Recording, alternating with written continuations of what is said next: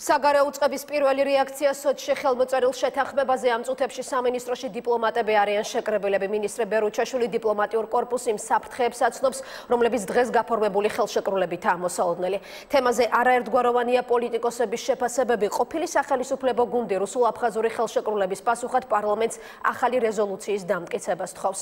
ხელისუფლებას ყველა საერთაშორისო ბერკეტის გამოყენებისკენ მოუწოდებს ირაკლი ალასანიას გუნდიც. შეფასებებში განსაკუთრებით მწვავეა არასაპარლამენტო ოპოზიცია, რომელიც მოსკოვის მიერ მომზადებული შეთანხმების ხელმოწერას მმართველი გუნდის პასიურობით ხსნის. პოლიტიკოსების შეფასებები დღეს სალომე ქოქიაშვილმა მოისმინა, რომელსაც ახლა საგარეო საქმეთა სამინისტროდან ჩავრთავთ პირდაპირ ეთერში. სალომე, სანამ პოლიტიკოსების რეაქციებს გაგვაცნობ, დასრულდა თუ არა დიპლომატებთან შეხვედრა?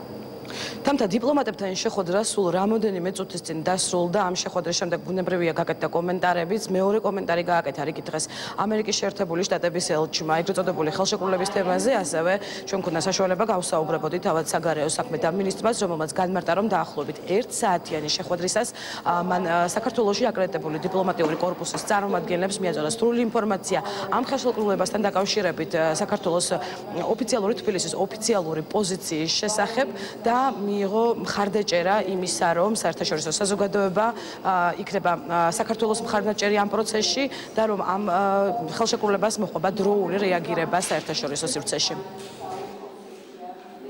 მივიღეთ მათგან ძალიან მკაფიო დადასტურება მხარდაჭერის, ასევე ძალიან მკაფიო დადასტურება თანამშრომლობის, რომ ერთად უნდა გამოვიყენოთ ყველა ორმხრივი და საერთაშორისო ფორმატი, რათა ანექსიისკენ გადადგმული ნაბიჯი რუსეთის ფედერაციის მხრიდან ამ ხელშეკრულების გაფორმებით მაქსიმალურად დროულად იყო დაგმობილი ჩვენი საერთაშორისო პარტნიორების და ზოგადად საერთაშორისო თანამეგობრობის მხრიდან. ვესაუბრეთ თუ რა ახალ სიტუაციას ქმნის ყოველივე ეს და რა საფრთხეებს შეიცავს როგორც საქართველოს ისე რეგიონის და ზოგადად ევროპული უსაფრთხოებისთვის და მოუწოდეთ ჩვენს მეგობრებს, რომ სათანადო შეფასება მისცენ ყოველივე იმას, რაც მოხდა დღეს და ძალღონი არ დაეშირონ იმისათვის, რომ გამოიყენონ ყველა მათ ხელსად არსებული ბერკეტი იმისათვის, რომ დროული და სათანადო რეაქცია მისცენ ამაზე. მინისტრ ბერუჩაშვილს ახლახანს ჰქონდა ძალიან ეფექტური ბრიფინგი დიპლომატიური კორპუსის წარმომადგენლებთან. ჩვენ აქ ბოლოს განვითარებული მოვლენების გამო შევიკრიბეთ. რასაც მე გავაკეთებ, ეს იქნება, რომ მივაწვდი ინფორმაციას ვაშინგტონს. ველოდები, რომ დღის ბოლოს ვაშინგტონი გაავრცელებს განცხადებას, მაგრამ მინდა გითხრათ, რომ შეერთებული შტატები აბსოლუტურად უარყოფს ნებისმიერ მსგავს შეთანხმებებს. ჩვენ მხარს უჭერთ და ვაღიარებთ საქართველოს ტერიტორიულ მთლიანობას და სუვერენიტეტს. რაც შეეხება უკვე თბილისში გაკეთებულ შეფასებებს, დღეს მმართველი გუნდის წარმომადგენლები საუბრობდნენ და ხაზს უსვამდნენ იმას, რომ სამომავლოდ უნდა გააქტიურდეს საერთაშორისო სივრცეში თანამშრომლობა შეხვედრების, აიმისოდ, რომ ამოქმედებული იყოს და გამოყენებული ყველა ბერკეტის, აიმისოდ, რომ ხელშეკრულებით გათვალისწინებული პუნქტების ამოქმედებასა და სრულყოფას, ასე ვთქვათ, ხელი შეეშალოს.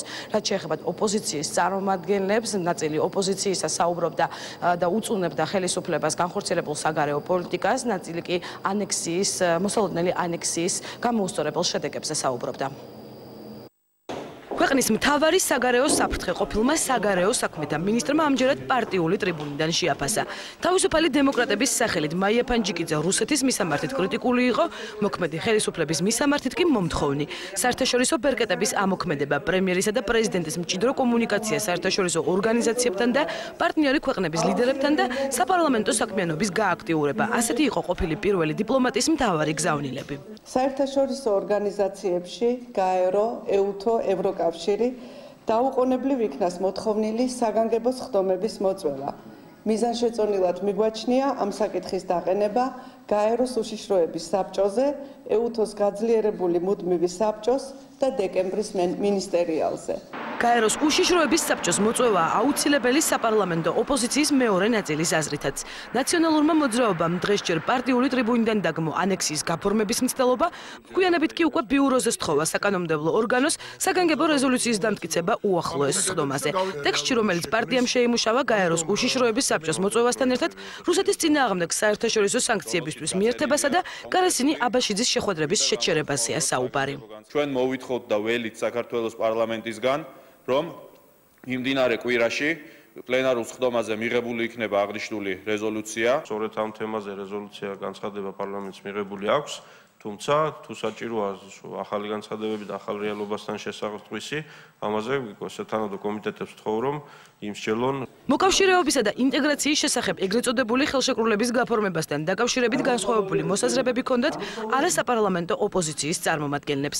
ნაწილი ანექსიის გამოუსწორებელ შედეგებზე საუბრობდა, ნაწილი მმართველი გუნდის საგარეო პოლიტიკას იწუნებდა. პარლამენტის ყოფილი თავმჯდომარე კი ხელისუფლებას საკუთარ პროგნოზებს ახსენებდა.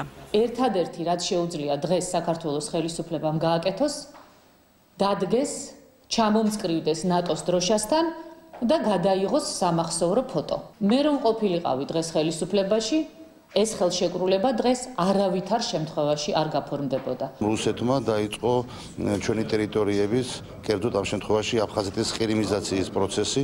ამ შემთხვევაში საქართველოს ხელისუფლება უნდა მიხვდეს, რომ რბილი პოლიტიკით რუსეთთან ფონს ვერ გავა. ეხლანდელ ხელისუფლებას მინდა მოუწოდო, მიდიან იმ შეცდომების გზით, რაც გაიარა ნაციონალურმა მოძრაობამ და მკვეთრად დაიწყო დაფიქსირება იმ პოზიციებით, სადაც ქვია ანექსია და დაიწყო გამოძიება იმ პირების მიმართ, ვინც ანექსიას უწყობს ხელს. საპარლამენტო უმრავლესობის წევრები კი ეგრეთ წოდებული ხელშეკრულების არალეგიტიმურობაზე საუბრობდნენ და საერთაშორისო ბერკეტების გააქტიურების აუცილებლობას უსვამდნენ ხაზს. ამ ხელშეკრულებას ვერანაირად ვერ დავარქვევთ აფხაზეთს და რუსეთს შორის ხელშეკრულებას, იმიტომ რომ ჩვენ ძალიან კარგად ვიცით განწყობები აფხაზეთის საზოგადოებაში, ეს არის ხაჯიმბას და პუტინს შორის გაფორმებული ხელშეკრულება. ჩვენ მხოლოდ ის შეგვიძლია, რომ ჩვენს პარტნიორებთან ერთად მაქსიმალურად შევეცადოთ ერთის მხრივ გართულებები, რაიმე ტიპის გართულებები თავიდან ავიცილოთ. ის მშვიდობა, რომელიც არის, ანუ სტატუს-კვო შევინარჩუნოთ დღევანდელ მდგომარეობაში. მიუხედავად განსხვავებული შეფასებებისა, დღეს ყველა პოლიტიკური ძალის პოზიციაში მაინც იყო საერთო. განსხვავებული შეხედულების პარტიები თანხმდებოდნენ ორ თემაზე: იმაზე, რომ რუსეთი ხელშეკრულებით ანექსიის გაფორმებას ცდილობს და იმაზე, რომ ანექსია არა მხოლოდ ერთიანი საქართველოსთვის, არამედ უშუალოდ ოკუპირებული რეგიონისთვისაც არანაკლების ზიანის მომტანი იქნება. დიახ, როგორც უკვე მოისმინეთ, მმართველი გუნდის საერთაშორისო ბერკეტების გააქტიურებაზე საუბრობს, რაც შეეხება ნაციონალური მოძრაობის ინიციატივას საგანგებო რეზოლუციის მიღებასთან დაკავშირებით. ამ რეზოლუციის ტექსტზე, როგორც ჩვენთვის ცნობილია, ხვალ საპარლამენტო კომიტეტები იმსჯელებენ. მადლობთ სალომე ქოქიაშვილი საუბრობდა პირდაპირ ეთერში. და ცოტა ხნის წინ სოჩში გაფორმებულ ხელშეკრულებაზე პირველი კომენტარი გააკეთა ლონდონში ვიზიტით მყოფმა საქართველოს პრემიერ-მინისტრმა. მასალას ჩვენ ახლა ვიღებთ, როგორია მთავრობის მეთაურის შეფასება რამდენიმე წუთში. ქეთი ქარდავას ჩართავთ ლონდონიდან.